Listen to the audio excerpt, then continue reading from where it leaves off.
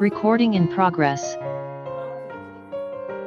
Allegiance to the flag of the United States of America and to the republic for which it stands, one nation, under God, indivisible, with liberty and justice for all.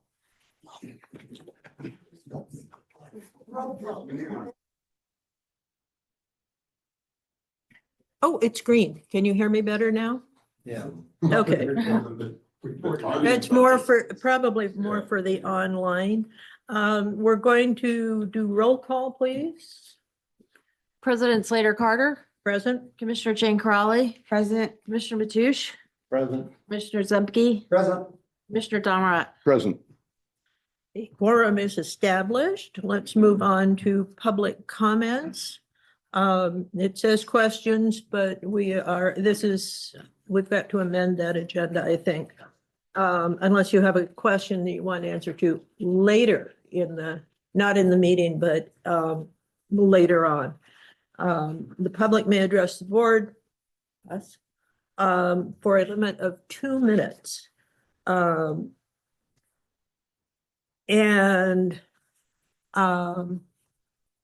If you want to speak, for those who just came in, please fill out a speaker slip. It makes it easier for me to keep track of who's spoken, and also this way we get the names spelled correctly in the minutes. So that's important. Again, this will be 2 minutes. This is public comment is for items not on the agenda. So we will not be having a back and forth discussion between the board or the staff and the public. We're here and we are recording. So we will have all of your comments recorded and in the minutes. And so let's get started with the, I had a request from Ashley Kleckner. Hi. Well, first of all, thank you so much for including us in this meeting and the opportunities to speak, because it's really important. My name is Ashley. I'm a community member. I have lived in Montara and Half Moon Bay for close to 10 years now. And it's not on my too short. I'm sorry, these are new. That's okay. It's not that big of a Start row. over again. All that's, I'm, Restart. I will reset it and start over again. Okay. Thank you for going first. all right. I'm still Ashley. I did. I reset. Thank you. I'm still Ashley. I'm still a community member. I've lived in Montara and Half Moon Bay for about 10 years now. I'm raising my 2 beautiful children here. Just for way of background, I am a marketer and salesperson who spent a huge chunk of my career doing consulting and ideation for restaurants and food companies.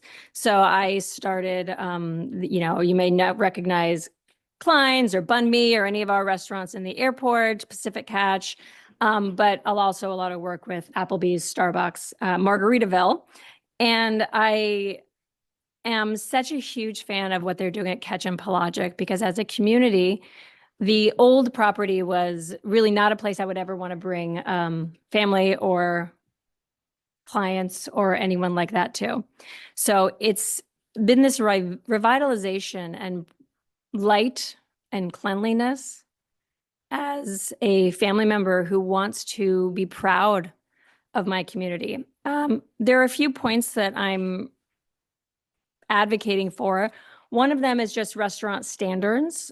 Given the square feet, around 4,500 square feet and 220 potential occupants, restaurant standard as a consultant would be that depending on the square footage, the bare minimum would be around 72 dedicated parking spots. Say if we were going to bring a Applebee's or a Margaritaville or something like that to this community. Otherwise, you would use a estimate of 2 to 4 guests per parking space, which brings us to around 74 required spots. And so I'm here to advocate for not only encouraging restaurants of high quality, of light, of beauty that are anchor restaurants, which is a huge element in restaurant consulting. We talk about anchors for our community, and I'm out of time. Thank you. Of course. Okay, Summer Williams.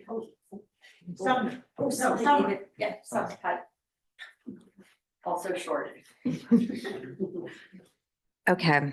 Hi, everybody. My name is Summer Merrick Williams, and I'm here in strong support of Pelagic Grill and Catch and the Westendorf family. I'm a community member and have lived in El Granada for the last several years, and I want to share how important this restaurant has become to the harbor, both financially and as a true community hub.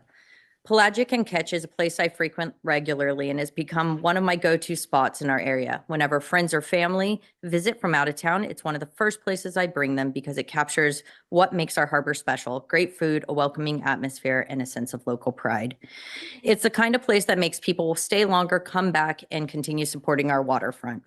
Pelagic Grill and Catch has also played a major role in reviving the harbor community. It draws consistent foot traffic, supports local jobs, and helps surrounding businesses thrive. It brings life and energy to the harbor in a way that benefits everyone, not just the restaurant itself. The harbor feels more active, more connected, and more vibrant because of Catch and Pelagic. The Westendorfs have been pillars of our community for years. Their commitment to the harbor and to the people who live here is clear in everything they do. It is also important to acknowledge that David is currently facing a difficult battle with cancer, and this is an incredibly challenging time for their family. In moments like this, it matters that our community supports the people who have contributed to it so much. And as we see the overwhelming number of people who have shown up to support this meeting and offer their support, it is clear just how much Pelagic, Catch, and the Westendorf family mean to this community and to the harbor. That kind of support does not happen by accident. It reflects years of impact, investment, and genuine connection with the people who live here. I strongly encourage a continued support for Pelagic and Catch and the Westendorf family. They have helped strengthen and revitalize our harbor, and I sincerely hope that they are able to continue serving this community for years to come. Thank you very much for your time and your consideration. No applause because we need to, we're all applauding, but time is short for everyone, so we're listening closely. Moving on to you see Dave, is David Westendorf here? David. Yeah. Officially hello to everybody in the row behind me. And thank you to the members of the commission, Jim, to your staff for allowing me to make these comments. We opened up Catch 2 years ago with a vision to act as a gathering point where community can convene within a safe environment inclusive of orientation, whether you're a canine or a human being, whether you're an adult or a child, a fisherman or a technologist, a visitor or a local. We've shared our financials, bared our soul to you, and expressed our inability to shoulder the burden of starting a business in San Mateo County in this day and age. The regulations, the insurance requirements, utilities, labor, yada, yada, yada, are very, very onerous. And the cost of inflation that the headlines are covering so much right now and the overall economy has affected restaurants even more so. So we've worked with all of our vendors to realign our costs. I'm proud as a business person to say that we've gotten every single vendor who has any sort of impact on our bottom line to step up and either show some sort of a concession or some sort of a price consideration, with the exception of the San Mateo County Harbor District. We had a rent deal last fall that was negotiated, I think, in good faith. The commission wanted to have an additional personal guarantee, knowing that I'm affected with terminal cancer. Yet I did not want to subject any of my investors to additional risk due to my own misfortune. We pay more per square foot than any other restaurant in San Mateo County. And we're sharing figures, updated figures, Jim, with you. We're not asking for rent relief because the Harbor Commission is already protected with 5% of our sales if we surpass that minimum. So there is no upside to the rent that we can pay. We're asking for our previously agreed upon amount of $14,500 indefinitely, along with the concession of increasing to 5% sales clause that we had agreed upon. We're asking for our parking laws to be enforced. We're asking for food trucks not to be invited to partake in events when it takes revenue from us. A few representatives are with us in support today, and I thank you for listening to my comments and to their comments. Thank you very much. Moving on to Jen Randall. Hi, my name is Jen Randall. I'm a resident homeowner here in El Granada and also a member of GCSD, but I'm here as a private citizen today. So just want to pause and say yesterday I was driving and I was driving on the coast in the morning and the sun was coming up. It was a spectacular view, reminding me of why we live here. But I also noticed a murmuration. And I don't know if you all know what a murmuration is, but there are hundreds, sometimes thousands of birds that look like they're moving together in concert. It's one of the most spectacular things to witness in nature. And I think the thing about murmurations that's rather interesting is that each bird is only focused on a small group of about 7, right? They're not worried about the hundreds. They're just worried about their core 7 folks. And like birds, not folks. I couldn't help but think about this morning as we're all here, because here we are, a small community within a larger county, within a larger state, within a country, within a world. And yet lately it feels like we haven't been focused on our own 7, on our neighbors, on the people who are actually here building and contributing and showing up. And over the past few months, I've witnessed behavior in this community that has gone beyond disagreement into something generally disappointing.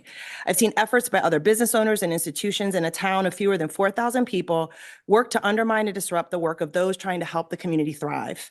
That's not who we say we are. David and Michelle Westendorf are trying to build community through food, through drink, through shared spaces, third places where people can come together, not just to consume, but to connect, to share a moment, to be in community. That's not extractive, that's civic work. And yet here we are today in a situation that, at least from where I sit, feels like an active attempt to push them out. It feels like something that I have to ask why, especially at a moment when the world already feels fractured, distrustful, and increasingly hostile, when fear and division are default everywhere else. This feels antithetical to the values we claim to hold here in this community. David and Michelle are doing something brave. They're doing something with care, and they're doing something incredibly difficult during a difficult period in their lives. So if we can't show up for one another now, then when? Thank you.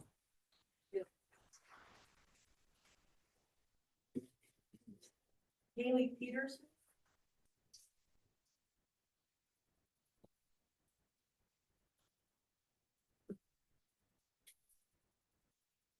Hello, my name is Haley Peterson. I'm here this morning as a local community member, a parent, and a neighbor who has personally seen the care and integrity of the owners of Ketch Pelagic and what they bring to this harbor. They stepped in when this space was failing and invested significant time, money, and effort to bring it up to health, safety, and ADA standards, while still honoring the character that it made it a community institution. They did what the previous operators could not afford to do, and they did it with the community in mind. Since reopening, Ketch and Pelagic has been a welcoming, inclusive gathering place that employs local residents, supports teachers, first responders, nonprofits, and school groups, and actively contributes to the life of the harbor. What they're asking for is not special treatment, but fair treatment. The Harbor District should be supporting responsible, community-minded operators like Ketch and Pelagic, David and Michelle, not placing obstacles in their way. A thriving harbor depends on businesses that invest, comply, and give back. Pelagic Group has consistently done all 3. Thank you. Thank you. Remember your microphone. Thank you. Slide it over closer to what's not on the cord. Oh, it's not on a cord. And this is the first day we're using this kind of microphone, so it's a bit of a exercise. Gretel Merrill.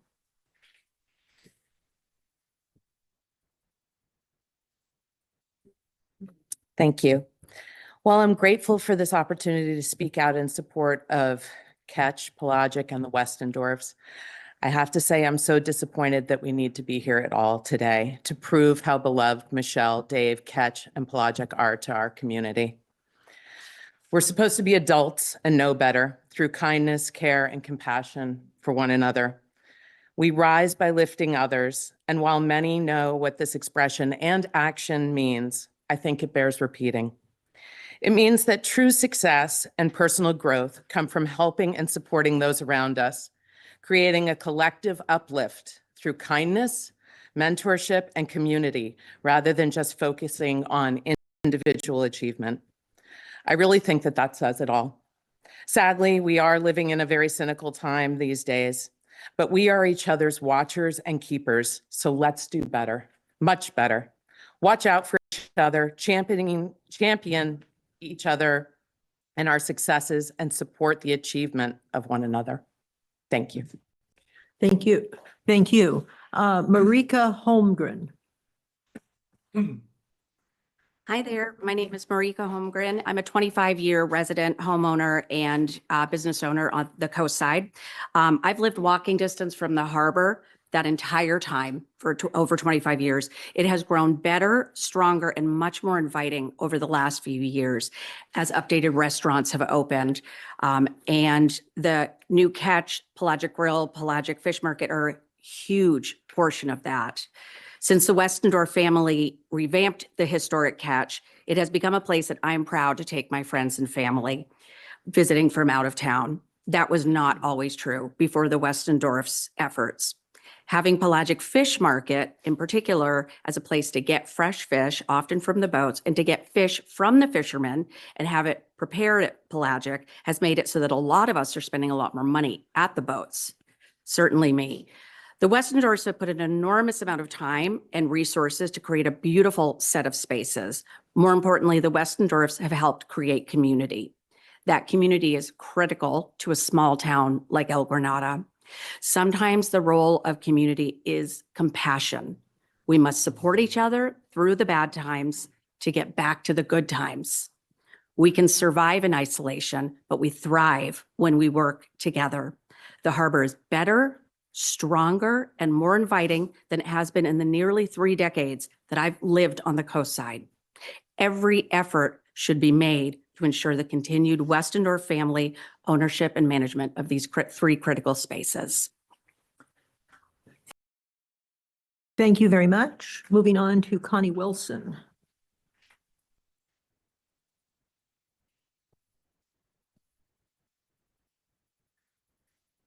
Good morning.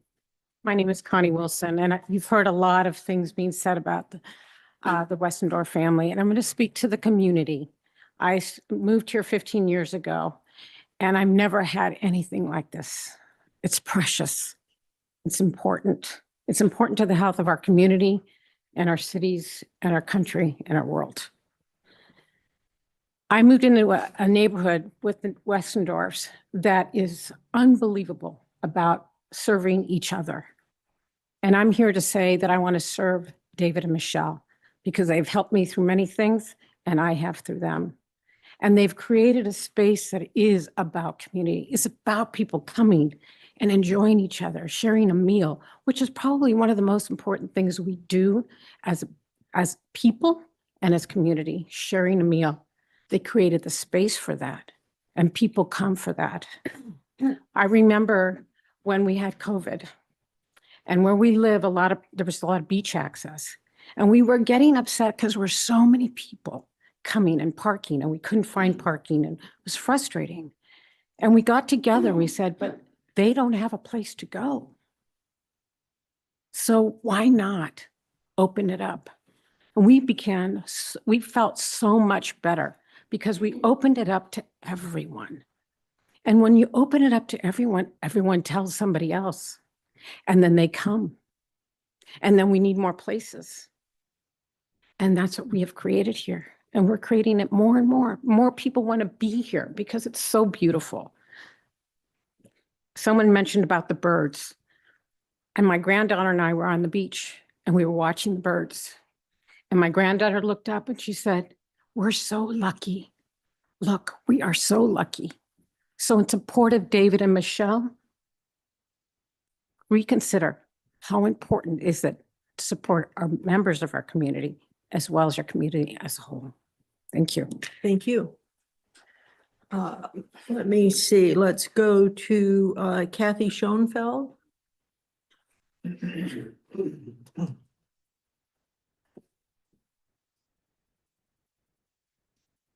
Hi, I'm Kathy Schoenfeld. I've been a resident here since 1995. And we've enjoyed the harbor, everything the harbor has to offer, including the boat launch for fishing, the crab and fishing boats, and the bounty they offer, the Maverick Surf Shop, and the restaurants, especially the newer places such as Pelagic and Catch, which are wonderful for bringing friends and family to without worrying about the cleanliness or quality of the food of the establishment, as many of us did in years past. I think it would be a tragic loss to the harbor and the Half Moon Bay community to lose the Catch Harbor Grill, and I urge the Harbor District to support the Weston Doors' continuing contribution in making the harbor a vibrant and inviting destination that locals and tourists can enjoy. Please have some compassion for this couple who have helped turn the harbor into what it is today. Thank you. Thank you.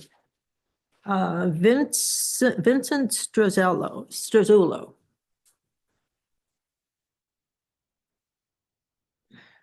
Hi, my name is Vincent Struzzulo. It's close. It's not an easy name to pronounce. I'm with Peninsula Seafood, All Shores Seafood. We've been doing business at this location for over 30 years. When Marty owned Princeton and Albert ran Catch Joanne. When David and Michelle took over, they and their staff have been nothing but gracious and kind to our business and helping with the transition. What they have built here has been great for the community. We can see that. We have friends and family who make the trek from all over the Bay Area for the experience that they get at the restaurant and market. My dad started our business in 1975. He passed away just last year. I know he would be standing here right now, as he felt it was always very important to stick up for small businesses. We need to support small businesses and support each other as it supports the community as a whole. Thank you. Thank you. Gus Hormuth. And who's the other observer at the podium? Just so it's in the record. I'm Gus Horwath, and this is Penny Horwath, 3.5 weeks old. I'm youngest of three, so I'm a relatively new resident of the coast. We moved out here about 7 years ago, and we're raising our kids out here. But I'm not a stranger to small fishing towns. I grew up in one in New York on the eastern end of Long Island. And so I've seen how fishing towns can change and how new businesses can come in a not so good way, in a way that ostracizes the community, that doesn't include the locals who live here. Like, we grew up in a tourist town. I know how important tourism is, but tourism without supporting the locals it empties out the town. It hollows it out. That's not what Catch and Pelagic do. We have 3 young kids, and we go there all the time because it feels like a place where we can enjoy good food and also have our kids there, and it's a welcoming environment for them too. So anything that can be done to keep those businesses there is a place for young families like mine to continue to come and get out of the house when we're feeling a little stir crazy and we want to enjoy some good food in a place that welcomes families like ours should be done. So I'm supportive of everything that we can do to keep Catch and Pelagic there. Thank you. Thank you. Holly Stoneman. Good morning, everyone. My name is Holly Stuman. I'm a retired cop from San Francisco of 26 years. And when I first came here, the first person I met was Michelle Westendorf. She kicked my ass on the fit machine and everywhere else. I thought I was tough, but she's tougher. David is tough as well. Now, with that, I lived on a boat in the harbor for many years and went to the Catch, the old Catch. When I saw cockroaches and rats everywhere, I was like, you know what? I'm not going here anymore. When it changed and they took over and the place was beautiful and clean and a place where I could go and bring my friends and bring all the cops down and everybody else, because they would come down here for that, it was a godsend. Please, I implore you to help them in any way they need, because they need help. And I just can't even believe, like someone else said, that we are here questioning this, because it's such a beautiful place. They're beautiful people. They care about this community, and as do I, and as does everyone else in this room. So please, I implore you, do the right thing. Thank you. Thank you. Let me see, Joe Farrell?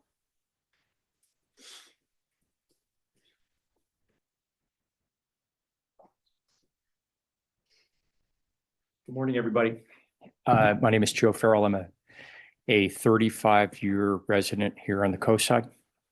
And I've known the Westendorfs as they moved into our neighborhood about 15 years ago.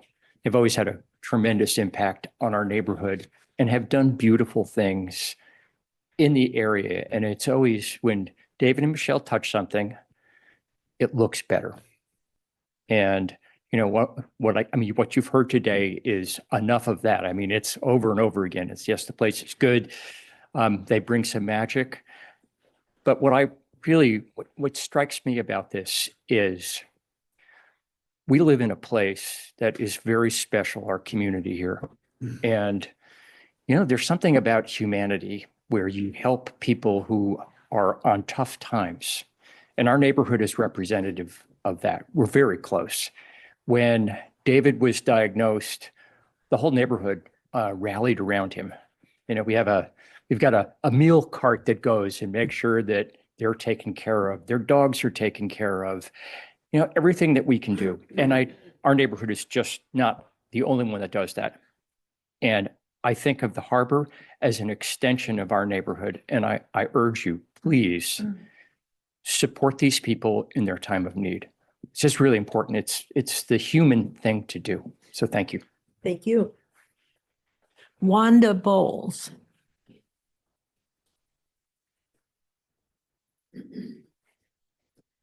Good morning. My name is Wanda Bowles, and I have been a community member, homeowner of El Granada for 25 years. I'm here this morning to also show my support for the Westendorfs, David, Michelle, the Blodgett Group. And I just want to implore on you that, you know, small businesses are really the heart of our community. We depend on them. And I know it's really sad whenever we see any small business, whether it's in downtown Half Moon Bay or El Granada, go out of business. So I, again, would really appreciate your community support for them. And also knowing that the small business is the heart of our community, I ask that you please show some heart and support the Westendorfs. Thank you. Thank you. Chelsea Mickelson.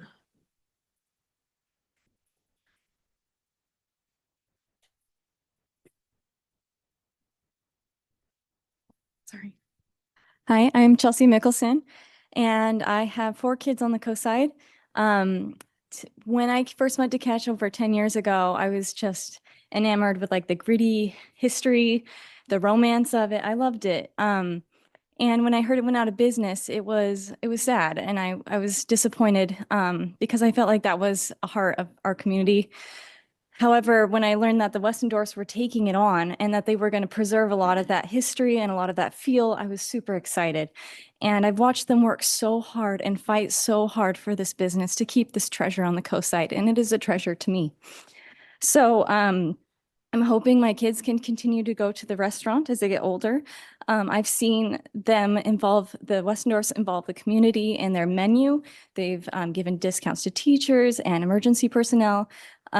It's all been about community this entire time. And I would love to see the district support this community that they're trying to build at this restaurant.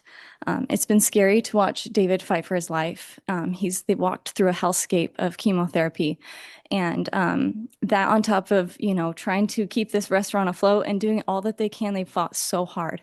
And I would love to see all of us fight with them to preserve something we all know and love. Thank you. Thank you. Al Olivio? Yeah, close enough. Hi, I'm Alan Olivo. Olivo. Olivo, Okay. that's okay. Longtime resident here, El Granada. Very quickly, I support the Westendorfs, and I completely agree with all of the very impassioned comments so far today. Just a slightly different view on this as well. As you know, the harbor is really the heart of El Granada, Princeton, and frankly, the entire coast side here. And we've enjoyed our time when Catch Joanne was here, and we loved what it brought to the harbor community.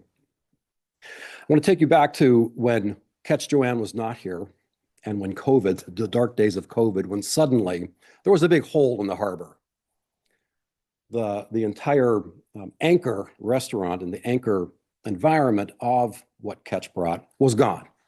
And the harbor was frankly declining. And I think in the last few years, as you're all very aware, and I noticed that over this past weekend, the holiday weekend, it's booming. The harbor is happening. This is the place to go. And the hole has been filled inside the harbor with Catch and Pelagic. And so in the times of reduced government spending, in the times of financial limitations, the fact that you and we were able to find a local group of investors who were able to provide their money to put into this, and there's a lot of small business people here who are also investors in this community and investors in this harbor. I would hate to see another big black hole come in while we wait for something else to happen here, should the negotiations not come to some kind of fruition. So thank you very much. Thank you. Cynthia Foti? Morning. My name is Cynthia Foti. I own a house in Montara.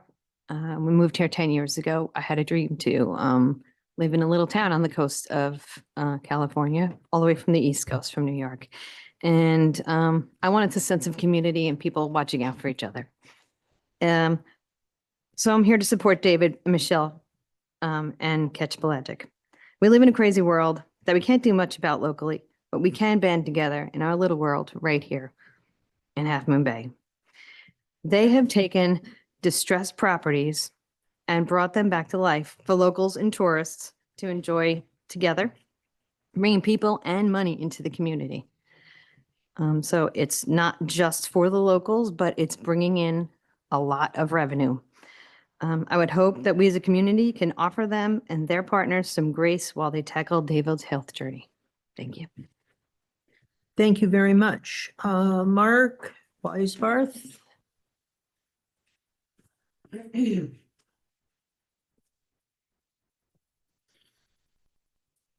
Hello, my name is Mark Weisbarth. I'm a colleague and friend of the Westendorfs. These are good people.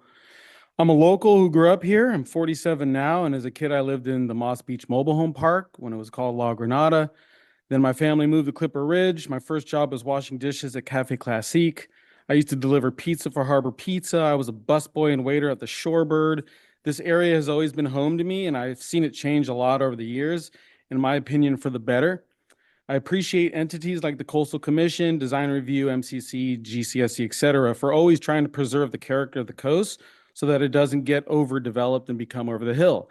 At the same time, I appreciate the people that buy existing businesses that have kind of run their course, stopped making improvements, and have become a bit of an eyesore. I love what Wyatt has done with the Moon Bay Chinese food building over there and what BO has done with OPL. And I even love that the Harbor District has this nice office in a new building. Catch Joanne was always a family favorite to eat.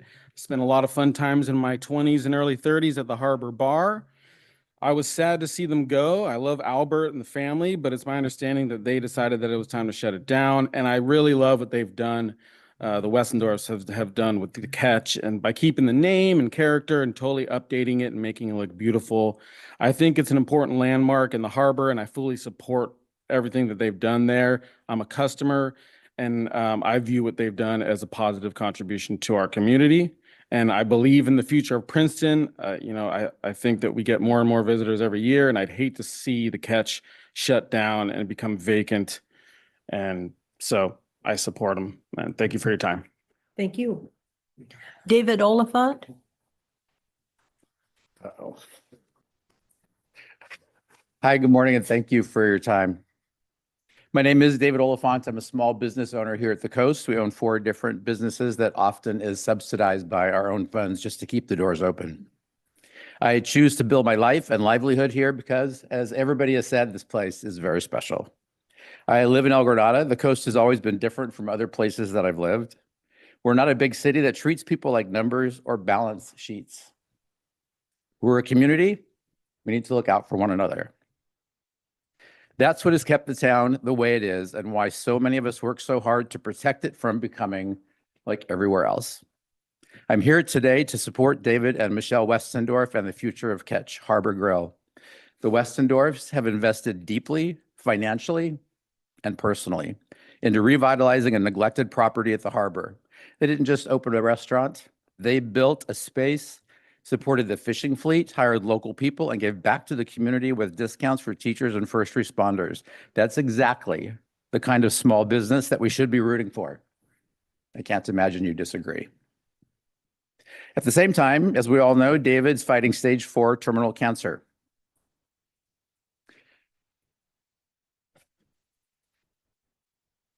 No one should have to battle for their life while they're being asked to put their personal home and assets on the line just to survive another month in business. That's not compassion. It's not who we are. What's especially troubling is that while they're asking for a temporary, reasonable rent adjustment, they're facing obstacles that would crush any business.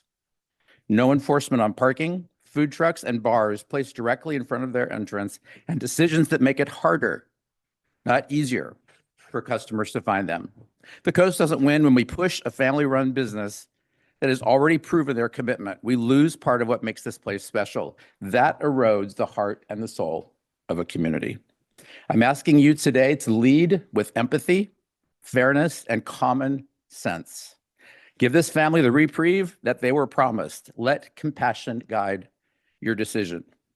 I'm going to close with the words of my 88-year-old mother. And she would say, David Jeffrey, just because you can doesn't mean you should. If we stop supporting people like the Westendorfs, we risk becoming another place that forgot what community means. And that's not why the people elected you. I certainly know it's not why I did. Thank you. Thank you.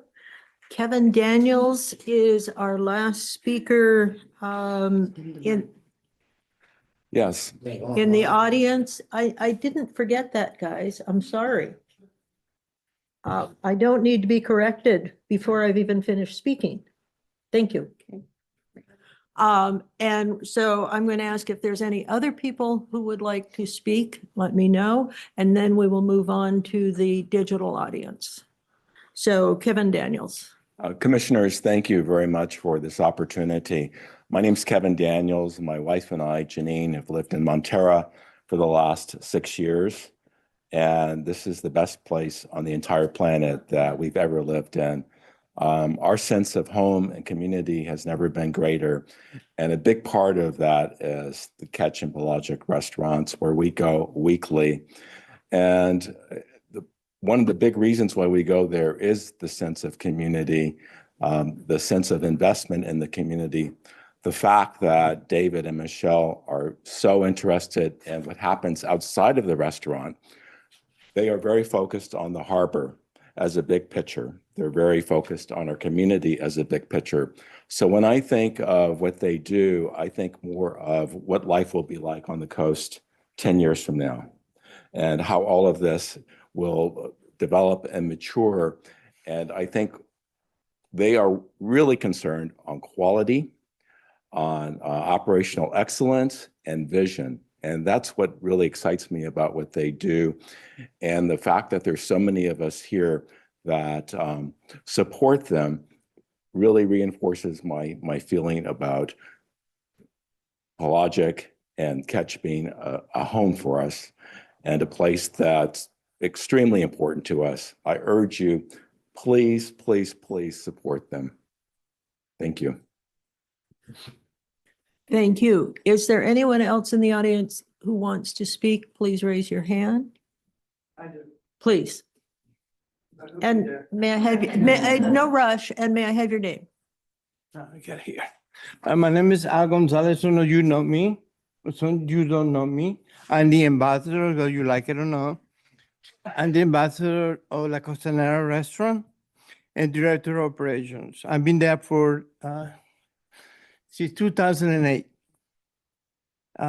We've been a successful restaurant. David and Michelle, I go to the restaurant all the time. I will help them with a lot, anything they want to do there. I'll support them 100%. I support the staff and the customer, and I will continue going there to support them. Thank you. Thank you. All right, seeing no more hands for people who want to speak in the audience, do we have speakers online, Melanie? And for those online, please raise your hand on the digital hand kind of thing. And Brad Steinblight. thank you, Brad.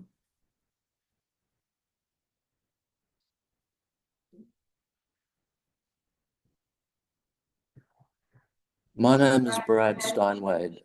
Commissioners and elected officials. The storefronts were dowdy and, in another word, dirty prior to catch and the improvements that were brought to the harbour.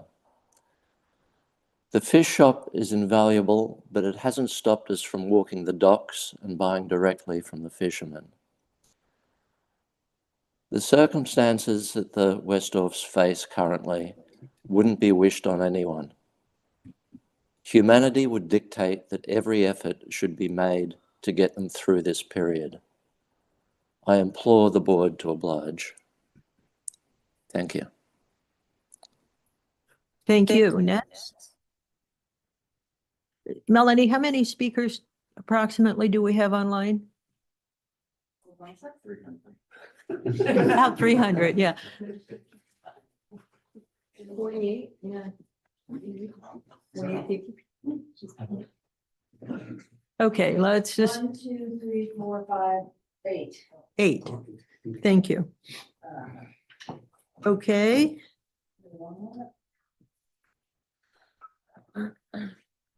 Okay, Captain Smitty. Captain Smitty, go ahead.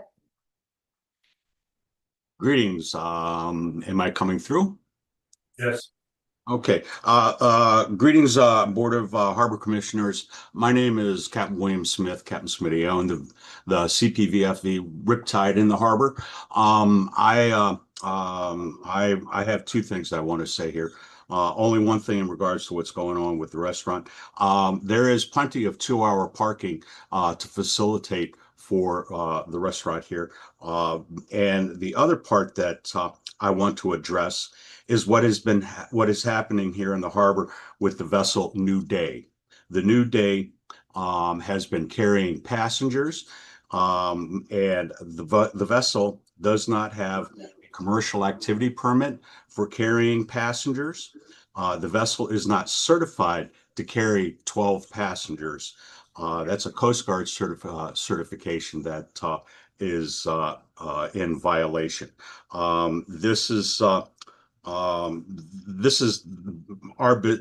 business that we built in the harbor here by with our commercial activity permits, and work very hard to build our business as well. And to see this other vessel bootlegging our business out of the harbor is very distressful for us and also illegal. And I did believe that I had sent pictures to Mr. Pruitt, and I believe he's also received other videos and pictures from other people as well. I would like to ask what the harbor is going to be doing about this, and are you investigating? Thank you. Thank you. Next.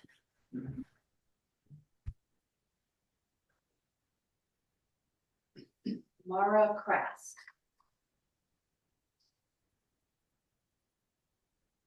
Go ahead, Mara, you should be able to speak.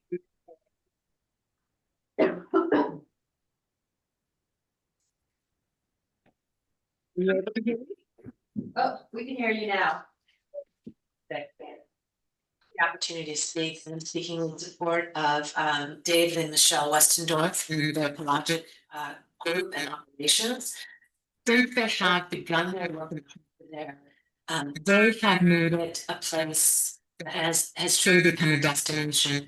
If you were even out there this last weekend, and you saw the vibrance and energy people driving in the harbor area. I have a favor to ask. Mara, we can't, you're getting broken up and we can't hear or understand what you're saying. Could you start over and we'll see if your mic can't be fixed by you, maybe? Because we're only on the receiving end. Sounds like she's on a computer and phone at the same time. Are you on two microphones at the same time? Maybe one on your computer and one on a phone? You're breaking up so badly.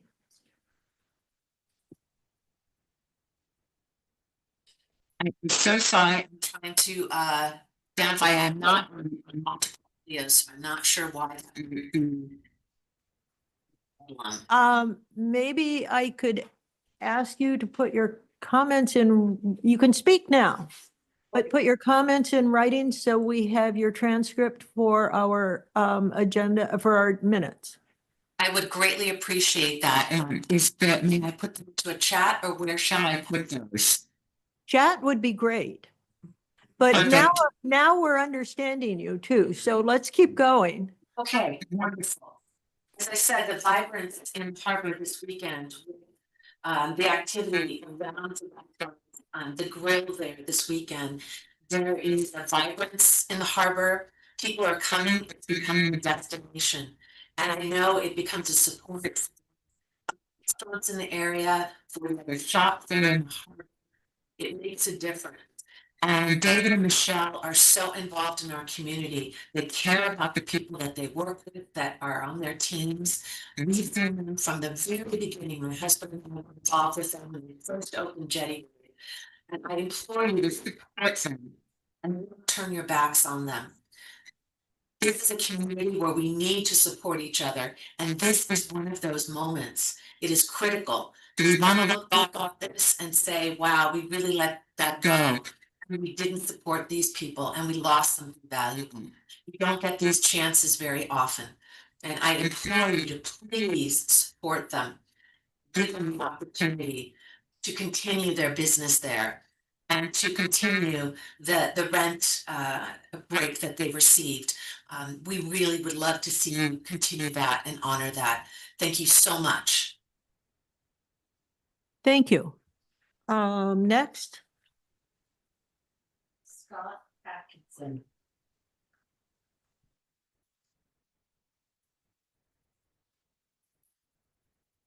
Go ahead, Scott. You should be. All right. Can everyone hear me? Yep. All right. Thank you so much. My name is Scott Atkinson. I'm a longtime resident of the Coast Side, and I currently live in Half Moon Bay. I wanted to speak in support of Ketch and the Westendorf family. Ketch and the Westendorfs represent exactly the kind of community members and leaders that make the harbor stronger. They're more than restaurateurs. They are valuable community members and long-term partners in the harbor's mission and sustainability. Continued support from the harbor ensures that this partnership remains as a catalyst for growth, for resilience, for meaningful outcomes for the Coast Side. And by standing with Ketch and the Westendorf family as David battles for his life, the harbor reinforces its commitment to values-driven leadership. And I urge and ask the harbor to have some compassion for the situation and see the long-term benefits for our community and small businesses by helping them navigate through this situation. By continuing to support Ketch and the Westendorf family, the harbor is making a deliberate investment that compounds over time. Thank you so much for your time. Thank you. Next. Natalie Down. Natalie Down. Hello. Thank you for taking my comment on online times with COVID. I wanted to say that I put my thoughts in a comment to you via email as well. I fully support Ketch and the Pelagic Hospitality Group and the Westendorf family. I'm incredibly disappointed to hear that the 2-hour parking in front of their place is not enforced, given the recent preoccupation the harbour has with the parking issues, as this is directly impacting their business, the business that is fast becoming the heart of our little community. more people would undoubtedly speak up in favor of them. And I think it's really unfair to hit that the harbour is trying to use David's recent health struggles to their negotiation advantage to force a personal guarantee of assets against a reasonable rent adjustment. The Pelagic Group has done so much to improve the facilities of the venue and to drive tourism to the area, and yet the parking challenges of not having this 2-hour area enforced is causing undue hardship on an already high rent cost, and they're bringing so much value to the area. Please register this as the tip of the iceberg of the support the Ketch has in the community. It would be a tragedy if it had to close. Thank you.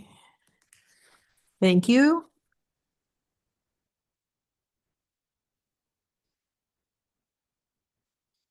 David Westmore. Is this David Westendorf Senior? Good morning, everyone. Can you hear me now? Yes. That was magic. Okay. First of all, I'd like to thank the Jim and you commissioners for allowing this group of people to speak today. And I've heard before that one of the commissioners or more have said that there's not a lot of support in the community for David and Michelle and for the Pelagic Group and the 2 restaurants and the fish market. And I think you can see from the people present this morning and the heartfelt comments that they have made that that's not true. There's a lot of support in the community for the continuation of this business. Our request for rent reduction is genuine. It's not that we or the family or the company wants to put extra money in their pocket. We want to survive. We want to be around next year, 5 years from now. So we want to be able to pay more than the current $20,500 by virtue of the fact that if we get our sales up and got 5% of our sales that go to rent, and it's more than $20,500, we want that to happen. And I think you can see by the amount of traffic that was in the harbor this last weekend and the restaurant, all 3 operations had a very good weekend. And that hasn't been true this winter just because of a lack of traffic in the harbor. So anything that the harbor can do, anything that the community can do to support the business by bringing people into the harbor, we would appreciate that. Thank you for everything you've done, and thank you for what we hope the board is going to do for the company in the future. Thank you. Thank you. Next. Vic F. Frohlich, I don't know. Could you spell it? Sorry. Could you just spell it for me for my notes? Froelicher.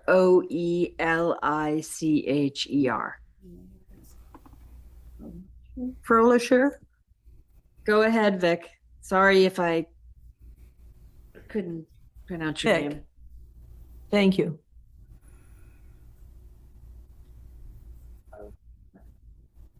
Vic, you should be able to talk.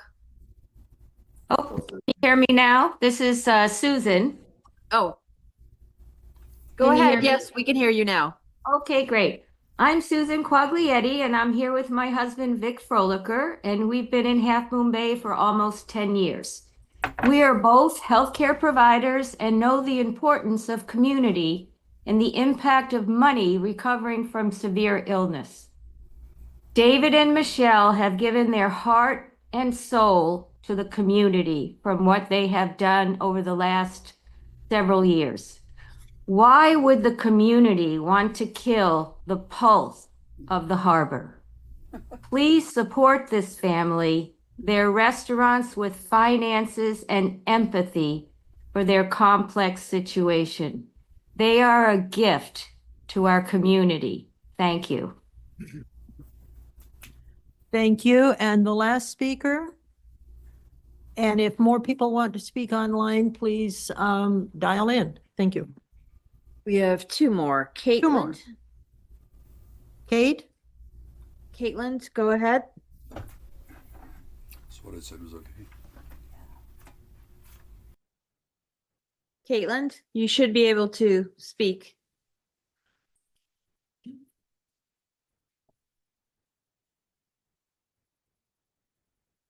Yep, I think she. Caitlin, it looks like you're muted. We can't hear you.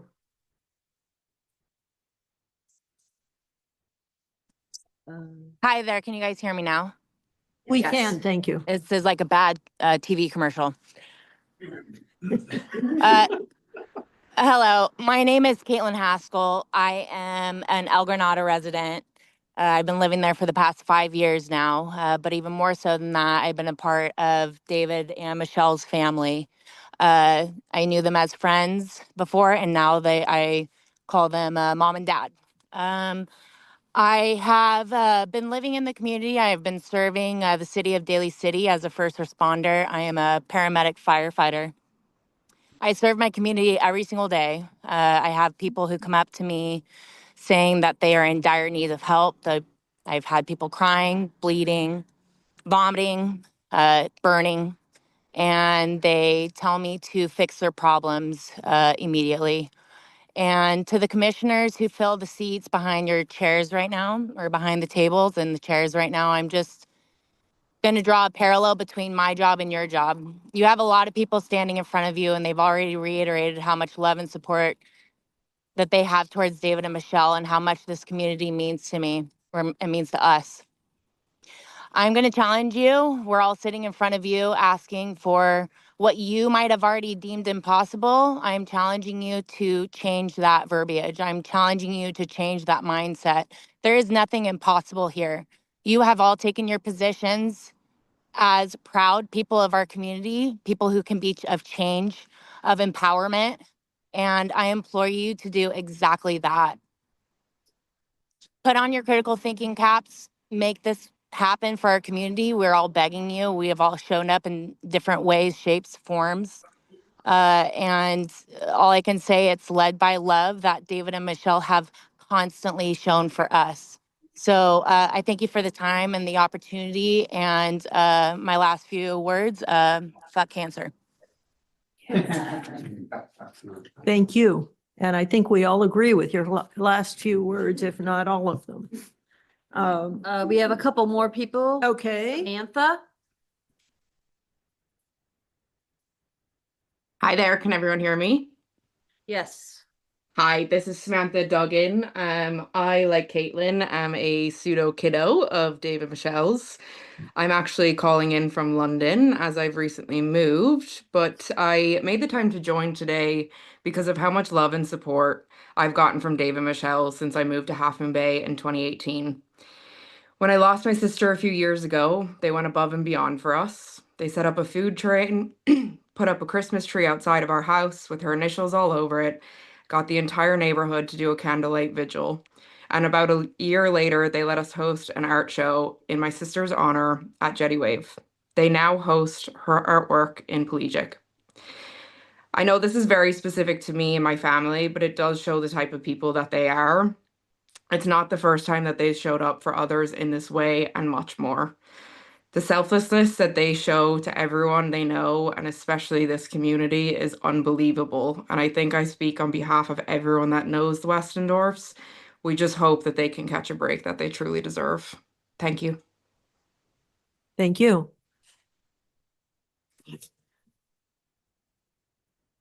Samantha?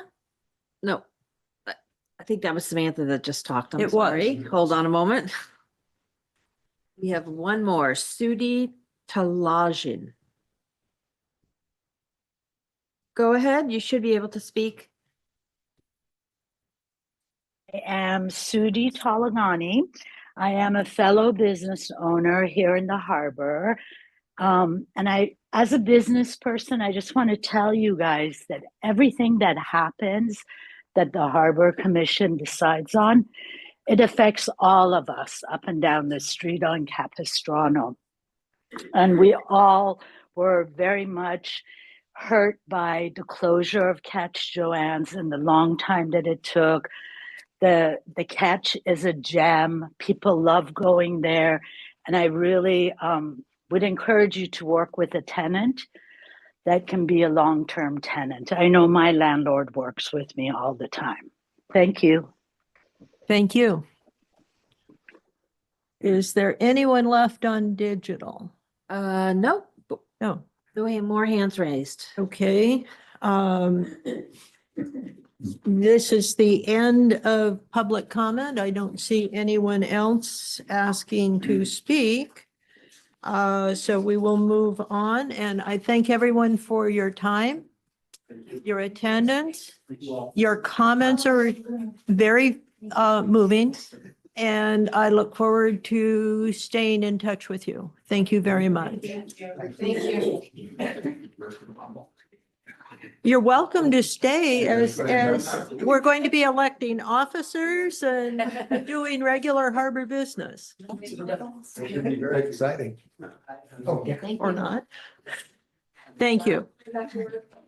I'm going to move in then to commissioner comments, and I'm going to start.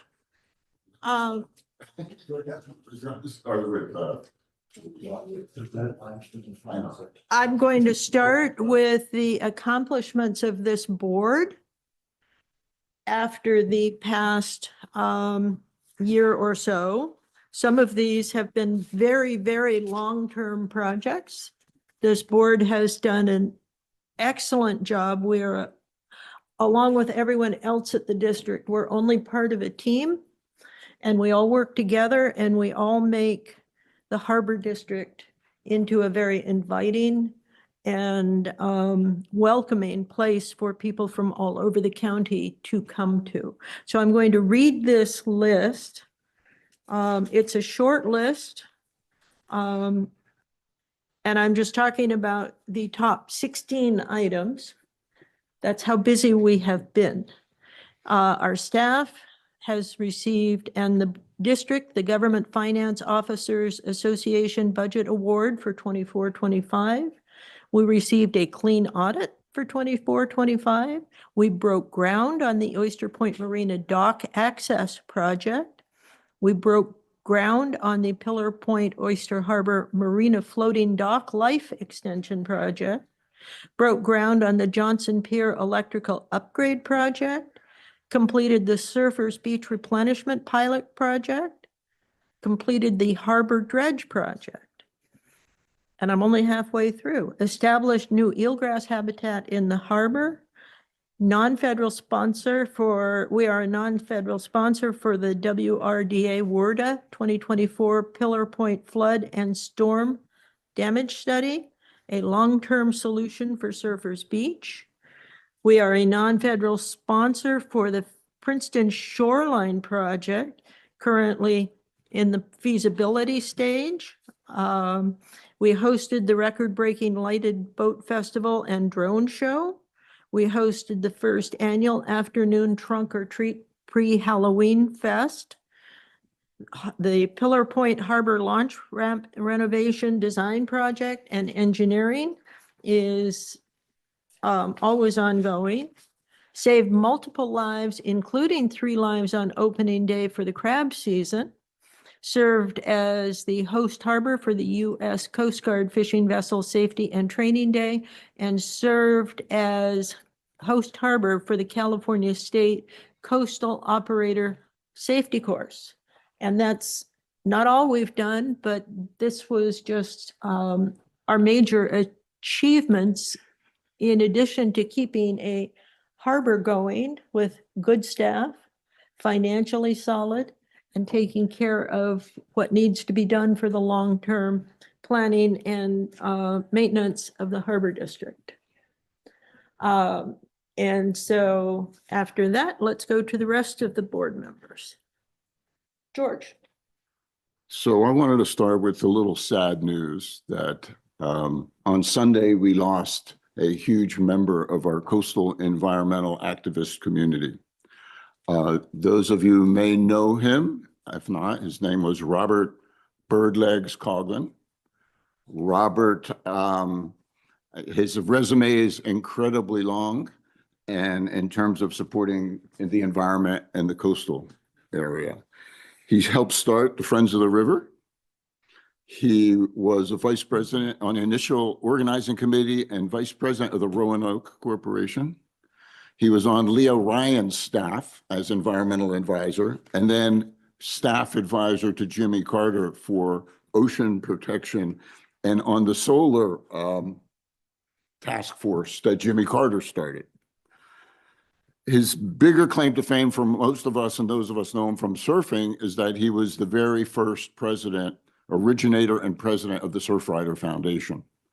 So he came up and was the first one successful in suing the federal government, U.S. Army Corps of Engineers, and stopping a project to build offshore reefs and breakwaters down in Imperial Beach. He also worked a project here. You might know him locally from working on Martins Beach and that project. And at the Humboldt Bay was another big claim to fame. He wrote a book called The Surfer in the White House, which is a really good book about all of his adventures and all these things. So I just want to take a 5-second, 10-second moment of silence to honor a person that we lost that was a big proponent of working on the coast. So. Great idea. As I recall, he also helped with the tunnel project in Oh, Midwest. And saved us from having a 6-lane freeway with many, I think 24 cuts and fills, the tallest of which was 300 feet. It was a community-driven project, and Rob was an essential community member to getting that passed and getting Lantos to fund it.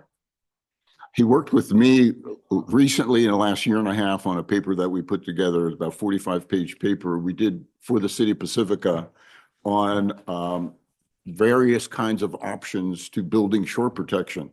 That it's not just about seawalls, but it can be about offshore reefs and breakwaters and beach nourishment, building shoreline out. So Rob was one of our team members on that, who always brought in a very interesting personal people's perspective. So I will miss him greatly. So let's take a minute and just think about what a great example Rob was to each and every one of us and how much he gifted the coast.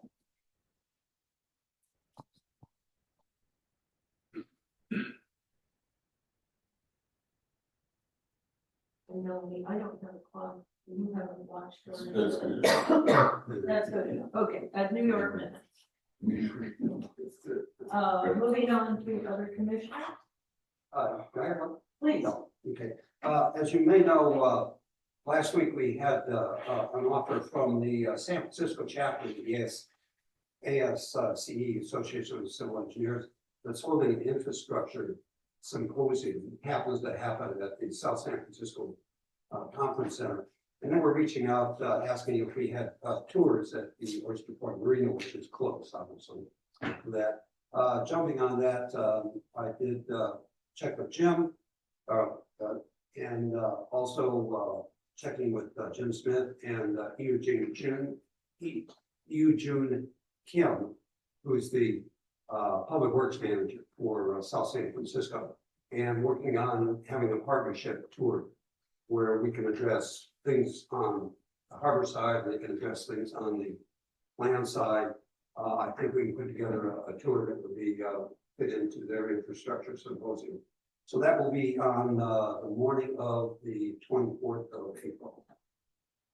Maybe we could arrange to have a video come along so we could put it on our website. A lot of people don't understand about Oyster Point and what we do. I think it's up to the general manager to see if we should do that. Yeah. But I don't think that people appreciate it. Yeah. As what a great place Oyster Point is.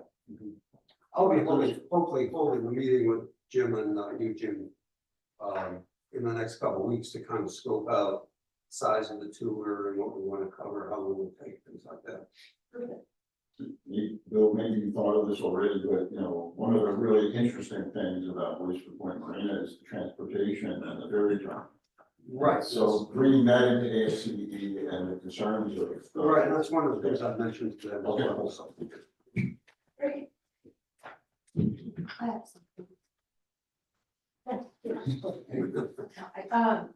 So one of the things that I did was attend this Northwest Pacific that hosted Chris Lopez, who's the Coastal Commission's representative for the Wait. Push button. There we go. Start Is that over. better? Can y'all hear me? So one of the things I did was attend a breakfast that was hosted, that hosted the Coastal Commission's representative for the North Central region that includes San Mateo County, Santa Cruz County, and Monterey County. That person was appointed by the speaker to be the on the Coastal Commission for this area, and his name is Chris Lopez. I mean, I'd met him before. He's a wonderful person, and we're very lucky to have him as the main representative for one of the 3 counties in this area. He was very interested in, or seemed very interested in the projects that we've been doing, and was engaging with us when we had the public or open forum, and then we met with him. Jim, Catherine and I met with him, thanks to Mike O'Neill, for probably about 10 minutes or 15 minutes after the breakfast. And but during this time, he wanted to learn more about what we were doing and what we've done, just to get a sense of what the coastal issues are for this county. And so we're hoping to invite him well, we've already invited him to come and tour the harbor, and he'll be back here at the Coastal Commission meeting in February. But overall, I thought it was a very good first time meeting, and he and I plan to keep in touch. And I invited, without your permission, George, but I offered to have you send,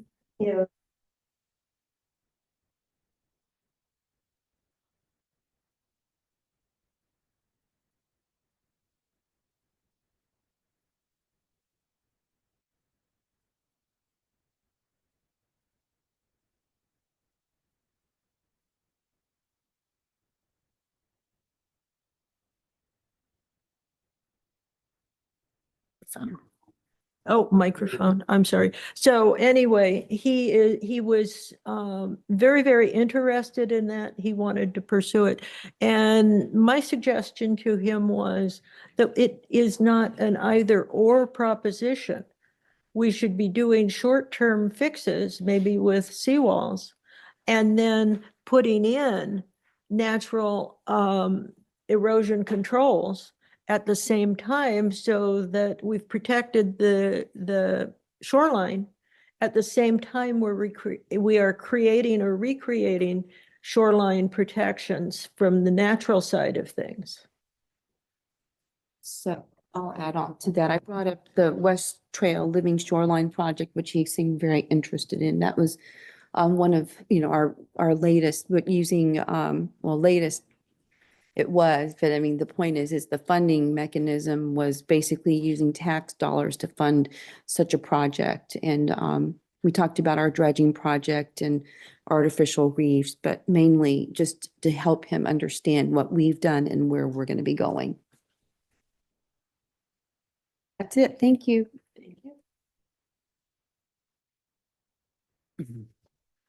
Commercial crab is open. There were good lines over the weekend. Recreational crab is open. I see when people are down on the pier over the weekend, there were chili pepper rockfish that are available. Red sea urchins were coming off the pier. We've got a person that dives for commercial sea urchins. There's been great weather and there's record crowds, and the harbor looked busy and is very good to see.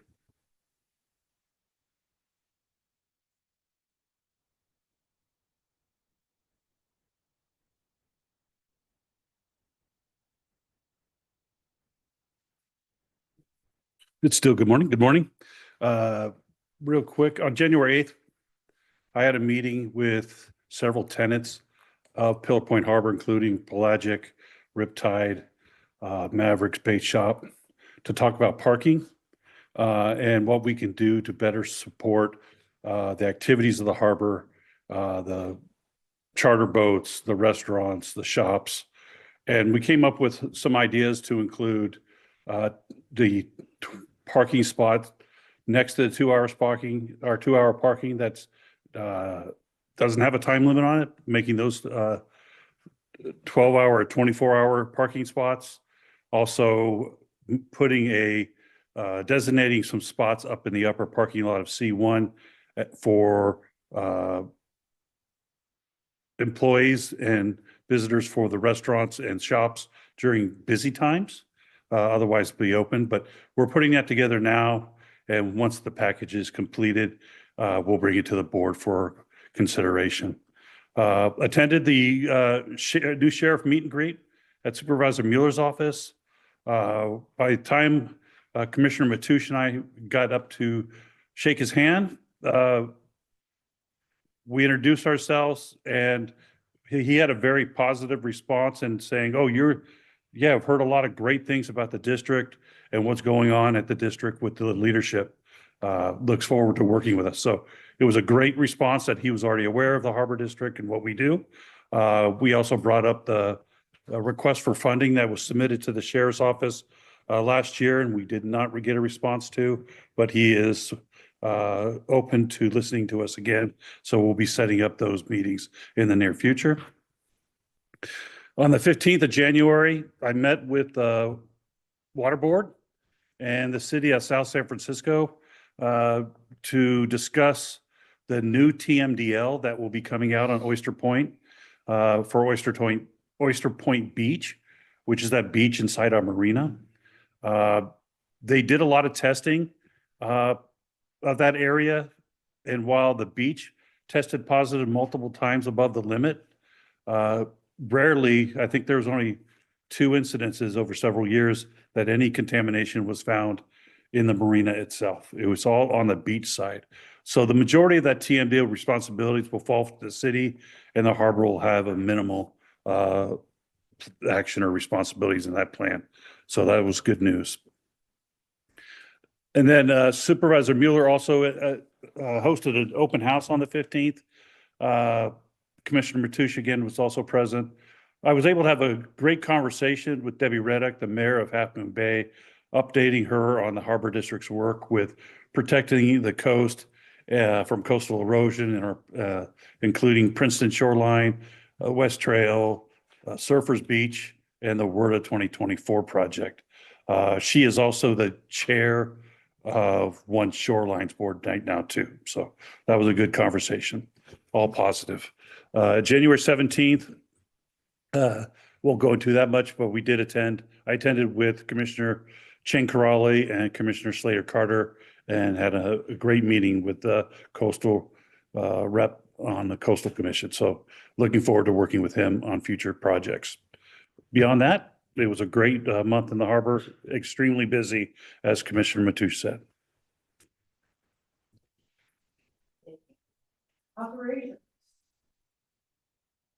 December was a very busy month for operations. The staff at both Oyster Point and Pillar Point prepared for and did a great job handling the holiday events. The king tides and the storms last month made staff keep very busy. They prepared for the storms and then cleaned up afterwards very well. They just did a tremendous job in preparation and the cleanup afterwards. The staff are doing a great job. Really have nothing more to add to the staff report.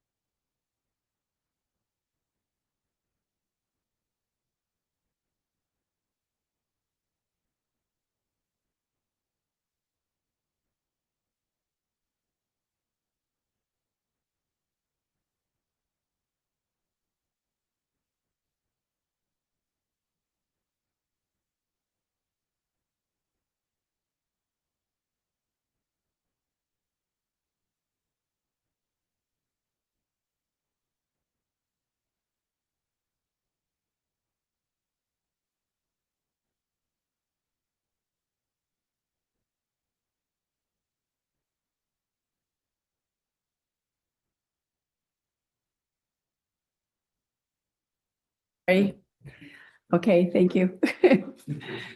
We've been very happy to have them, and they're going through training right now. Betty Dahlberg has been promoted to the new administrative specialist position that we just created.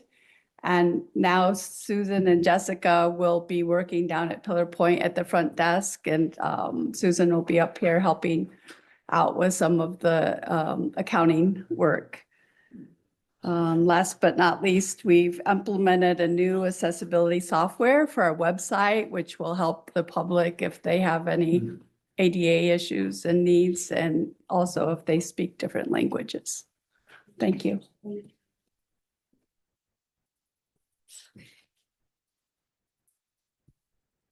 Thank you. We move on to the well, first I want to say welcome. First, I want to turn on the microphone. Then I want to welcome our new team members. It's a pleasure. And I'm sure you will do a good job, and I am sure you'll have a lot of fun here. It's not your usual kind of office job. So thank you. Moving on to the consent agenda, we have 8 items.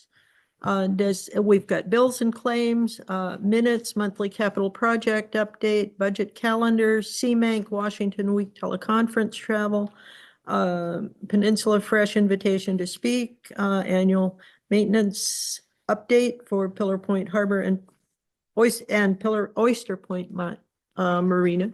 And last is policy 4.2.3 expense reporting, payment for services, product and other receipts of gifts or payments. Do we have anybody who wants an item? Yeah, I'd like to just pull item 6, just mainly to explain. Pull item 1. Item 1. Okay.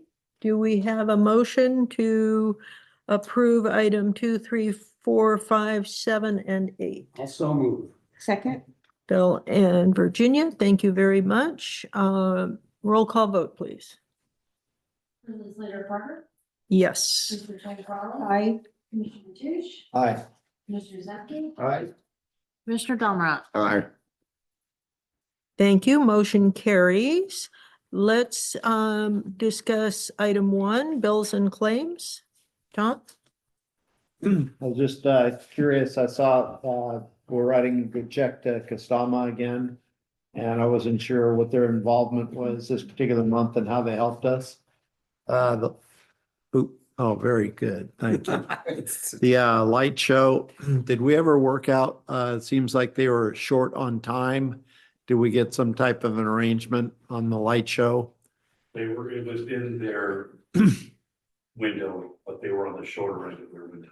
Okay. South San Francisco and Moffett Nichols caused us to have $150,000 extra payment. I understand that we're going to not pursue direct reimbursement from these people, but I do hope that we let South San Francisco know that they have to pay close attention to work with us at Pillar Point, and Moffett Nickel bears the brunt of the responsibility of that $150,000 charge. State Water Control Board, we're paying $7,000 for membership, and yet it's always important to remember that the State Water Control Board is what caused the Harbor District to lose an $800,000 grant. That's all I had on bills and claims. Thank you. Virginia? Yes, so Jim, in your report, you said that we did get the invitation to speak, that Catherine and I did, and we're not going to be speaking. I actually spoke with the Peninsula Fresh folks, Alina, I think that was her name. And it just didn't seem like it was a good fit, but I wanted to at least talk to her just in case, it made sense, but it just didn't make sense. And I think Catherine agreed that it didn't make sense because I talked to her about my conversation, but they did encourage us to attend if we wanted to. It's about food sourcing, but there are other, it's not what fits us. So if anyone wants to attend, I think the information is in here. So I just wanted you to know that I did speak with them and it wasn't going to add to their panel. Yeah. But we have a good, they know that we're out there and that we care about what they're concerned about and that there is a nexus to the Harbor District and what they're doing. Thank you. So Do we I'll make a have motion. Thank you. You'll make a motion? Yeah. Oh, Oh, go ahead, make the motion, I'll second. okay. I was going to make the motion to approve consent items 1 and 6. I'll second that. All those in favor, do we need to have a roll call vote for every vote? I'm a little confused by the new Brown Act. No, you would only need to do a roll call if everybody was. Good. All those in favor say Aye. yay Aye. or nay or aye? Aye. Aye. Oops, nay means no, so my motion carries.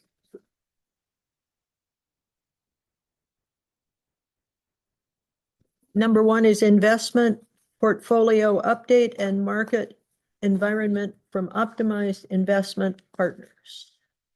Information only, Van Hoff. Yes, in May of 2024, the district contracted with Optimized Investment Partners to provide specialized advisory services while also ensuring strict adherence to the California Government Code requirements that limit certain investments. And today we have Robert Mitchlick and David Bilby are online and will provide you a short presentation of the district's investments and current market conditions. Thank you, Robert and David. Yeah, good morning, and thank you for inviting us to present at your board meeting today. I'm Robert Michalik, the COO of Optimized Investment Partners, and I'll walk you through the presentation. I'm going to go ahead and share my screen. Let me know if you wouldn't mind once you can see it okay.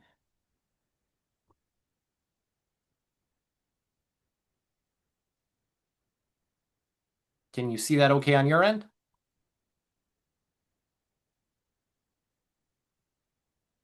Yes, we can see it. Perfect. All right.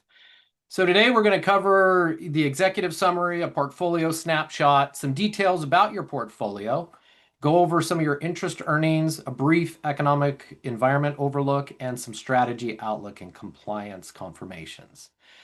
So this update focuses on the district's investment portfolio and confirms continued compliance with the board's investment policy while maintaining strong liquidity. The asset allocation and maturities are well aligned with the district's cash flow needs. We have great partnership with Julie, Boomer, and the rest of the team, and we have ongoing discussions, at least on a monthly basis, to review the portfolio and to have any key update discussions.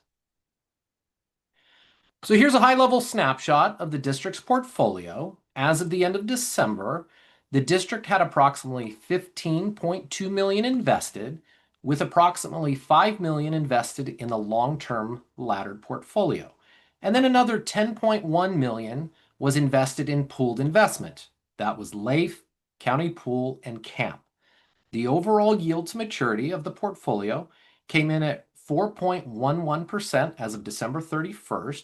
And as just a reminder, the weighted yield to maturity is the average return you can expect from the entire portfolio if all of the investments are held until maturity, with more weight given to larger investments.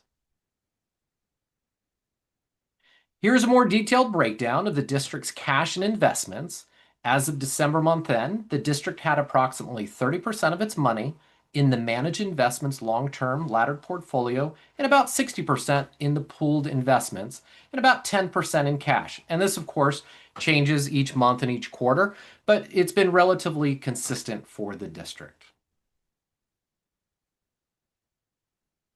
About 35% of the managed investments will mature within 1 year, and about 51% of the managed investments will mature within the next 2 years. Laddered maturity structure supports liquidity and reinvestment flexibility, and the portfolio is positioned to comfortably meet near-term and long-term operating cash flow needs. And as I mentioned before, as issues arise with the budget or if there's changes to the budget, we partner with Julie and her team and we adjust those recommendations appropriately. And here's a snapshot comparing the last quarter's interest earnings. Bottom line, the timing of the balances within the pooled investments, primarily the county pool and LAIF, impacted the total interest earnings. The overall portfolio performance is absolutely on track. The reduction there was just really limited to investments being pulled or funds being pulled out of the county pool, and then the timing of when funds were ultimately reinvested into LAIF. It wasn't anything to do with a degradation of the overall portfolio's performance. Here are some high-level economic and interest rate environment updates. In Q4, the GDP growth was estimated at about 1.2%. Unemployment increased to about 4.5%. It reflected a softer labor market. And the federal funds effective rate, the Fed lowered the federal funds target range to 3.5 to 3.75 in the month of December. And it'll be interesting to see what happens over the course of the rest of 2026. There's a lot of discussion, and I'm sure you've seen it. There's a lot of political pressure right now to drive down interest rates. The market's anticipating somewhere between 1 and 2 interest rate reductions. Will that happen? We don't know. We obviously don't have a crystal ball, but it will be very interesting to see what happens for the remainder of the year. But we anticipate seeing somewhere between 1 and 2 rate reductions in the coming year. And then Treasury yield. So the Treasury yields quarter over quarter, we kind of use the 2-year Treasury as kind of a good benchmark. The 2-year Treasury ended the quarter at 3.47%, and it was at 3.60% in the prior quarter. Really, where are we at with everything at the highest level? The investment strategy remains focused on safety, liquidity, and compliance. That will never change. Our laddered maturities provide flexibility in an ever-changing rate environment, and all of the investments are in compliance with the district's investment policy. And we really just appreciate the district's continued trust and partnership, and we remain committed to supporting its investment objectives. That's really a high-level summary of where we're at for the last quarter. I'd love to hear your feedback and address any questions you have at this point in time.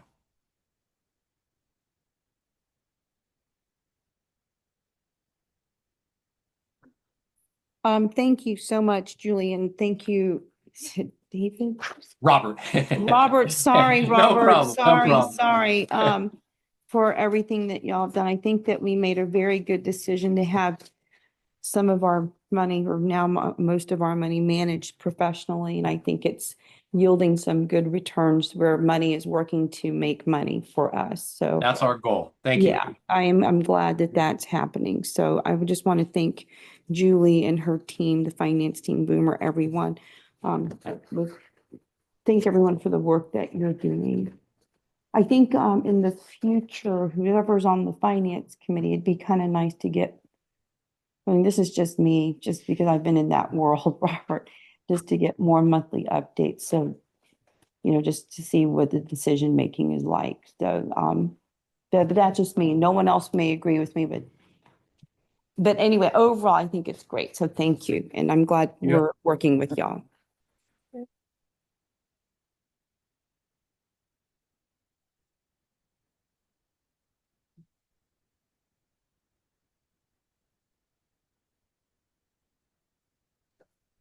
And we need to approve the increases in, oh, I'm sorry, I'm on the wrong agenda item. This is for information only, so this is good news, and thank you very much. Thank you. You guys have a great rest of your day. Appreciate it. Thank you. Moving on to item 2, life insurance and accidental death and dismemberment covered for district employees. And This is a recommended action to approve the increases and in the benefits. So Jim, Rachel. Oh, there you are. Rochelle. Is she a grandmother yet? Are you a grandmother? Yes. Not quite yet. Oh. We're still counting the minutes, so I am on baby watch. So thank you. Oh, Thank well, you. we'll make this quick. Thank you, President Slater Carter and commissioners. It's great to be able to join you today. I'd like to just give you a little bit of background for this request. As mentioned in previous meetings, the admin team was able to provide open enrollment presentations to all our staff on our benefits, and it gave me the opportunity to do a deep dive into our life insurance, long-term disability, and accidental death and dismemberment policies. Very interesting.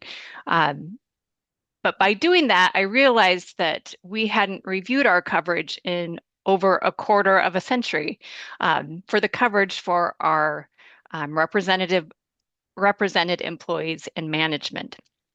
And so currently, management life insurance coverage is capped at $200,000 for that policy, and then represented employees, it's double their salary up to $250,000. And so I worked with our carrier to provide a potential increase in coverage where management would be double salary up to $600,000 and represented employees would be double their salary up to $300,000. Eligible retirees would remain the same at double their retirement salary up to $250,000. Life insurance is really one of the most affordable benefits that we can offer our employees. And this potential increase in coverage would result in about an additional $189 a month for all of those three pieces. That's my summary. If you have any other questions, I'd be happy to try to answer them. I have one. Virginia.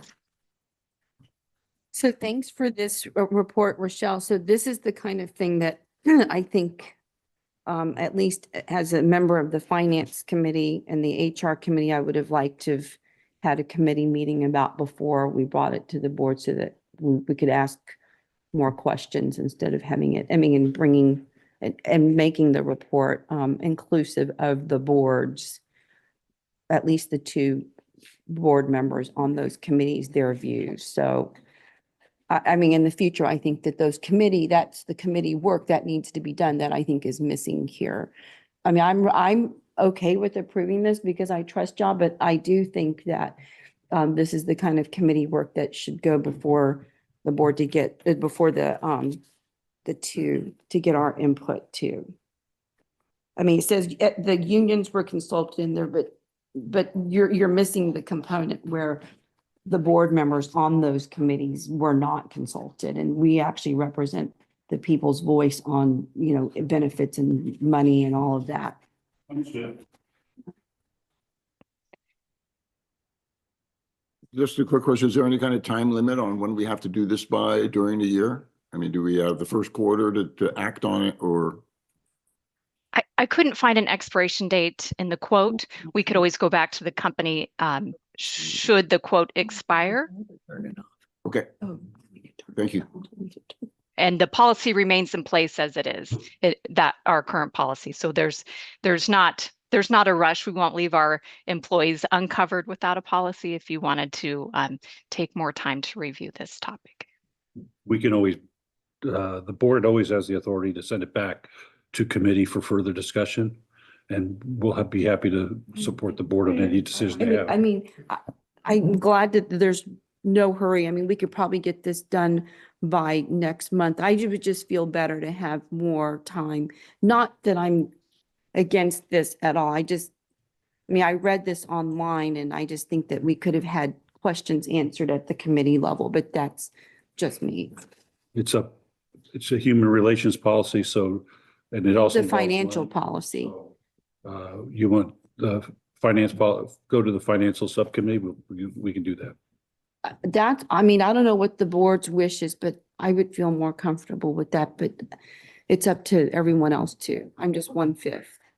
Well, I think it would be appropriate to take it back to the finance committee. I got a note from CSDA. And there are two-year pension reform bills being considered up at the legislature. And these will be changing retirement and benefits. It's AB 1383 and AB 1439. And the deadline for moving on these is January 22nd. So it's tomorrow. And I think we might want to pay attention to what's going on with those before we, as part of our spending plan, as part of our budgeting on insurance and everything else. We could do that. And I'll, because I got that email too, I'm sure everyone did, but CSDA's been providing some really great updates on these types of potential changes in the legislation that might affect benefits in the budget. So I don't know. I mean, I'm happy to take this back to committee. I mean, right now it's Tom and me, but who knows after the reorg, but anyway. In a few minutes. Yeah. Anyway, it's up to y'all. I mean, it's a good practice, let's put it that way. Do we see challenges in terms of what's happening in, currently with health plans and health benefits coming up also? Is that something we need to kind of keep track of changes that were going to happen the first of this year with ACA and other things? Is that going to affect anything that we do with our employees and staff members, so forth? Part of SDRMA, right? Some of these things. So we had our first SDRMA board meeting, really talk about these types of things, but it was the first meeting of the year. Jim might, and Rochelle and Julie might have more information on the trend, if there's any trend there. But anyway, I'm just asking if we want to bring this back to the committee so that we can have these types of discussions. Good. Do we have a consensus on sending it back to the finance committee? No, you do not have consensus.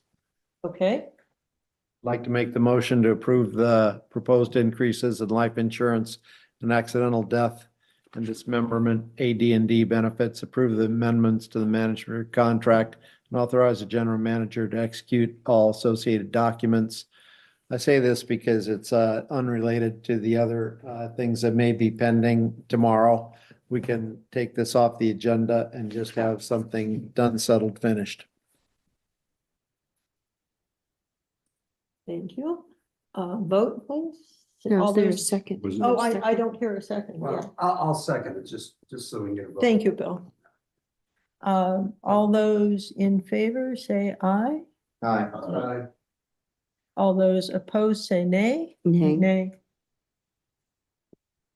I hear one abstention. No, I will retract my I vote because so I will say nay also.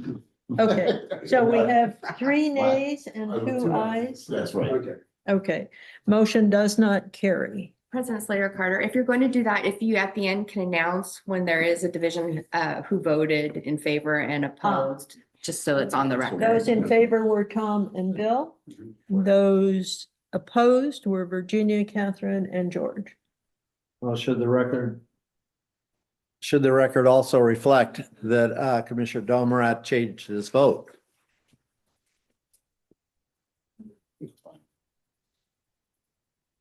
It can or sure, why not? Yeah. So we'll have it go back to the finance committee. We need a motion. I'll make a motion to push this item back to the finance committee. Do we have a second? Second. Second. All those in favor say aye. Aye. Aye. Opposed? Nay. So 4-1, am I correct? So George, Bill, Virginia, and Catherine voted aye, and Tom voted nay. So the motion to send it back to the Finance Committee carries. Thank you. Now comes the exciting part. We have the board organization. Jim, do you want to? Good afternoon. It's normally, or still morning. Good morning. Still, this is normally the meeting, the first meeting in January where the board does the reorganization and considers commissioner to serve as board president, vice president, board secretary, and board treasurer. And with that, and the LAFCO nominee serve as liaison to the LAFCO. So with that, I will turn it over to President Slater Carter, the current president, to start off. I will First start motion off. for commissioner for president. Yes, and after we have selected the new president, that new commissioner will take over on the rest of the old offices, which is vice president, secretary, treasurer, and committees. So do we have a motion? Yes, I would like to nominate Commissioner Don Murat, who's the current vice president, to be the board president for 2026. Do we have I'll any, second that. and do we have any other nominees? All those in favor say aye. Aye. Aye. Do I George? abstain since it's for me? No, you can No. vote for I yourself. myself. Should we You not do. have confidence in your You can say no. presidency? Do I get an inauguration? No, but you get to run the rest of the meeting. Oh, she's moving? No, Catherine, sit. You can sit there. It's okay. Okay, then I'll just. Give that, pass the gavel down. Catherine, she wants to get away from me. No, I'm kidding. Oh, so now I have to run the rest for everybody else. Okay. Okay. Do we have nominations for vice president? I nominate Virginia Chancarelli. I'll accept. Okay. She won't accept. I will accept. I said I'll accept. Thank you, All those Bill. in favor say aye. She's Aye. running Oh, with me, that was aye. you were supposed to say that, George. We're supposed to call for any other nominations. Were there any other nominations for vice president? I'm glad I have my angel sitting on my shoulder whispering, you're supposed to. It's good to have a coach. It does. No, hearing no other nominations, all those in favor for Virginia Chancarelli as vice president? Aye. Aye. Any opposed? Congratulations, Virginia. Thank you. Board secretary. Do I hear any nominations for board secretary? I'll nominate Catherine Slater Carter. Sure. Do we hear any other nominations? Don't decline. All those in favor? Aye. Any opposed? Okay, Catherine, congratulations. Thank you. What? I don't know. We just said aye. We didn't, did we get a second? I seconded. Okay. Nominations for board treasurer. I'll nominate Tom Matoush. Is there a second for Tom? I'll second. Any other? Any other nominations? Hearing none. All those in favor? Aye. Any opposed? Hearing none. Congratulations, Tom. Board alternative for LAFCO nominations. I'll nominate Catherine because she's currently the LAFCO alternate for special districts to the San Mateo LAFCO. Okay, Catherine's nominated. Do we hear any second for that nomination? I'll second it. All those in favor? Aye. Any opposed? Hearing none. Congratulations, Catherine. Can I Thank just you. make a quick comment? Sure. I just want to congratulate the board for having a couple of really great transitions to the officers.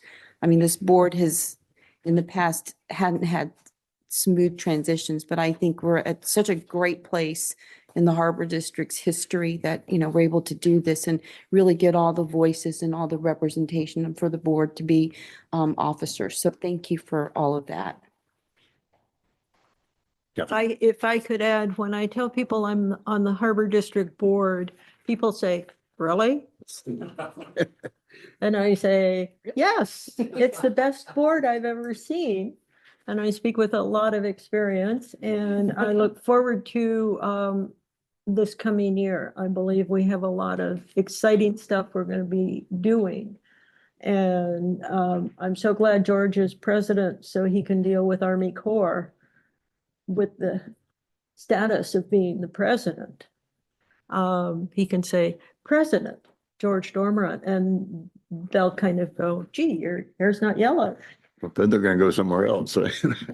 I'll make one last comment. I want to thank Catherine for her role as president and the work that she's done. She brought in that trunk or treat event, which has been had received nothing but positive reviews and has brought people to the harbor. So Catherine, thanks for your leadership and the work that you've done to make this last year such a success. Thank you. People ask me about the time commitment. I say we have an excellent staff and an excellent board, and it's a pleasure to work with everyone here. And I look forward to this going on. I can hardly wait until we get other stuff done. Thank you. I'd just like to echo comments of Virginia and Catherine. I have had similar conversations with people when they find out I'm on the Harbor District. They say, "Oh boy, that's really tough," and it's just amazing that there are people that pay attention to things, and it is important for us to really remember that the public is out there watching, and they remember, even though it's been what, 6 years, 5 years, quite some time since we've had some of those troubles, and the reputation still kind of lives on, and I think we're doing a really good job of trying to change that. And thanks, Catherine, for a great job this year. Thank you. And one of the things about this board is we can have our differences and we all get along and we all respect each other. And I think that's critical. And we get the work done. Yep. Congratulations, George. Great. I also like to say this is a great board to work with. We do have a lot of respect to each other. We all bring interesting talents to the board that's in some places overlap and some places don't. We respect each other's opinion, but contrary to things I've seen in the public, we don't all agree with each other, and that's a good thing. But we all come to a resolution for the betterment of the harbor. So thank you for having faith in me and leading the team for at least the next year. You may change your minds once you have to deal with all my old bad dad jokes, but we'll see. So anyway, again, thank you so much. Let's get to, I guess, the last, one of the last elements, and that's the item number 4, the change in the March board meeting from March 18th to March 19th. So there's a recommendation to cancel the regular board meeting scheduled for March 18th and call a special board meeting to be held on March 19th. Do we have any discussion on that? Well, I'll make a motion to. Motion? To cancel the regular meeting on March 18th, 2026 and call a special meeting for the next day on March 19th, 2026. I'll second. And second. All those in favor? Aye. Aye. Aye. Any opposed? Hearing none, motion carries. So I guess now we go into closed session. Mr. President, before we take public comment on closed session, and before we go into closed session, we weren't able to publish the draft amendment to the general manager's contract because the board has not discussed it yet. So my recommendation to the board, and as indicated, is the board does go into closed session, does the public employee performance evaluation, and does a conference with legal our labor negotiations. But after that, not take items I-1 and I-2, the amendment to the employment contract for general manager and these salary schedule and special compensation, because those cannot be done until the board votes and approves any contract modification they have for me. Okay. And again, we have to publish that before we can do Right. that, and we haven't published it yet. Sounds Because good. They haven't approved it yet. So we don't have to take these items on now, or just if we want to meet in closed session. Yeah, it's just Closed session. after closed session, Discussion part there'll be is not- future agenda items and a report out from closed session, future agenda items adjourn. Okay, So skipping I. yeah, no, I got that, I just didn't know if we wanted to have. Well, that's my Closed recommendation. session, because we don't have all of that published, but it's fine. You can consider it in closed session. Yeah, yeah. And then we'll publish it afterwards for next month. Yeah. Because the public needs the opportunity to review and comment. Any other comments at this point? No? So we'll go into closed session Public and comments online. public comments? No public comments online. No public comments. We are now in closed session. Thank you, so.